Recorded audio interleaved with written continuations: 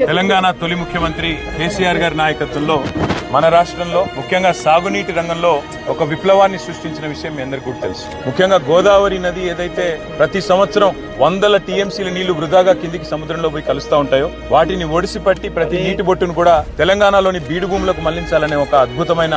ఆలోచన చేసి మేడిగడ్డ నుంచి మొదలు పెడితే అన్నారం సిందిల్లా బరాజులతో సహా ఒక 19 బరాజులు, రిజర్వాయర్లు, పంప్ హౌజులు, వందల కిలోమీటర్ల గ్రావిటీ కాలువలు, వేల కిలోమీటర్ల పిల్ల కాలువలు, ఓవరాల్ గా చూసుకుంటే ప్రపంచంలోనే అతిపెద్దదైన multi stage lift irrigation project Kaleshwaram రూపంలో కేసీఆర్ గారు నిర్మించడం వల్ల భారతదేశంలోనే తెలంగాణ రాష్ట్రం ధాన్య భాండాగారంగా మారింది. భారతదేశానికే మరి పంజాబ్ ను, హర్యానాను తలదన్ని మరి నీటి సమృద్ధిని సాధించడం వల్ల వ్యవసాయ విస్తరణ కూడా అపారంగా జరిగింది. దురదృష్టం మరి మేడిగడ్డలో జరిగిన ఒక చిన్న సంఘటనను పట్టుకొని దానిని భూతద్దంలో చూపెట్టి మొత్తం కాళేశ్వరం ప్రాజెక్టే ఒక విఫల ప్రయత్నంగా చేసే క్రమంలో భాగంగా రేవంత్ రెడ్డి గారి ప్రభుత్వం గత 8 నెలలుగా